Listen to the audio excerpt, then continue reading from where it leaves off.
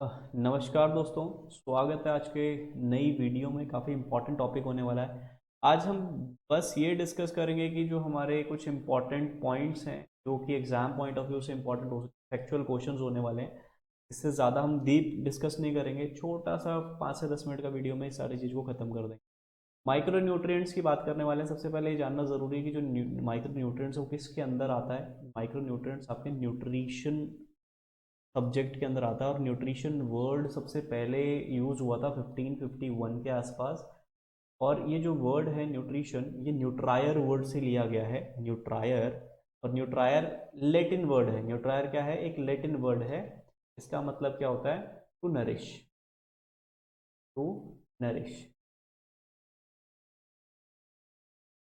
अब क्वेश्चन ये आता है कि फादर ऑफ न्यूट्रिशन क्या होने वाला है। तो अगर father of nutrition in world पूछा जाए तो उसका होना चाहिए एंटोइन एंटोइनी लेवोसियर। और अगर father of nutrition in India पूछा जाए तो उसका क्या होना चाहिए? कॉलथर कॉलथर गोपालन। ठीक है। जो एंटोइन लेवोसियर हैं, इन्होंने 1770 में स्टडी करी थी मेटाबॉलिज्म की, मेटाबॉलिज्म ऑफ फूड की। इसी वजह से इनको फादर ऑफ न्यूट्रिशन कहा जाता है। ठीक है। तो ये हो गए कुछ बेसिक बेसिक फैक्चुअल क्वेश्चंस। फिर से आपको एक बार याद करा देता हूँ। Father of nutrition in world wide अगर एंटोइन पूछा जाए तो एंटोइनी लेवोसियर है, और अगर पूछा जाए इंडिया में तो कॉलथर गोपालन है। आगे बढ़ते हैं। अगर न्यूट्रिशन में काफ़ी बार माइक्रो न्यूट्रिएंट्स के बारे में पूछा जाता है। माइक्रो न्यूट्रिएंट्स ऐसे न्यूट्रिएंट्स हैं जो हमें कम अमाउंट में चाहिए होते हैं। इसमें आपके वाइटामिन एंड मिनरल्स आते हैं। वाइटामिन जो हैं एंड मिनरल्स दोनों जो हैं, ये आपकी बॉडी में कोई एनर्जी प्रोवाइड नहीं करते हैं, ना ही कोई एनर्जी एल्डिंग सोर्स ये ज़रूरी है, और ना ही कोई कैलोरीज देते हैं।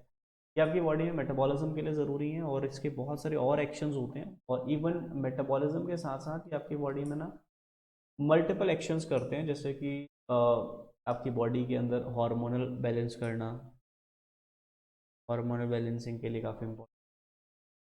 और एनर्जी, जो हमारे एनर्जी एल्डिंग सोर्सेज हैं उनको मेटाबोलाइज करने के लिए भी काफ़ी ज़्यादा, और बहुत सारे मेन एक्शन और इनके होते हैं, और ज़रूरी भी उतने ही एसेंशियल हैं। दो पार्ट्स में डिवाइड हो जाते हैं, वाइटामिन एंड मिनरल्स।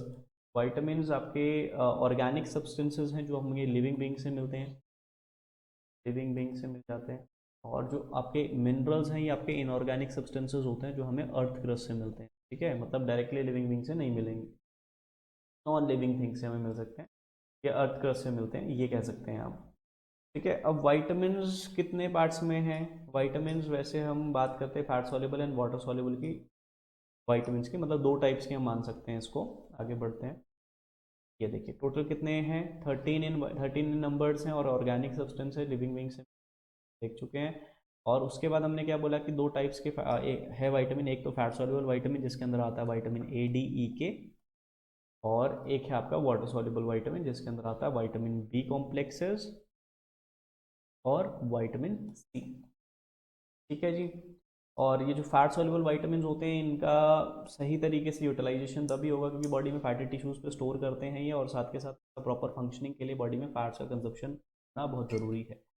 ठीक है, तो ये भी इंपॉर्टेंट हो गया। उसके बाद आपका जो वाटर सॉल्युबल वाइटामिन है वो क्या है? Vitamin B complex and vitamin C. B के अंदर टोटल 8 आते हैं, और एक आपका वाइटामिन सी हो गया एस्कॉर्बिक। ठीक है, तो इनके साइंटिफिक नेम्स देख लेते हैं जल्दी से। इनका एक्शन, इनकी डोसेजेस क्यों इंपॉर्टेंट है, डेफिशिएंसीज वगैरह जो है वो किसी हम दूसरे दिन डिस्कस करेंगे। आज सिर्फ इतना सा बात डिस्कस करेंगे एक्चुअल चीज। विटामिन ए को हम बोलते हैं रेटिनॉल। इसका जो साइंटिफिक नेम है वो रेटिनॉल है। विटामिन डी के डी टू को हम बोलते हैं एर्गो कैल्सिफेरॉल, एर्गो कैल्सिफेरॉल। और डी3 को हम बोलते हैं कोलेकैल्सिफेरॉल। ठीक है। विटामिन ई की बात करें तो टोकोफेरॉल बोलते हैं इसको हम। विटामिन के की बात करें तो इसको फाइलोकेनॉन। ठीक है, फाइलोकेनॉन। तो ये हो गए हमारे केमिकल नेम ऑफ विटामिन। अब आते हैं फैट वाटर सॉल्युबल विटामिन्स पे।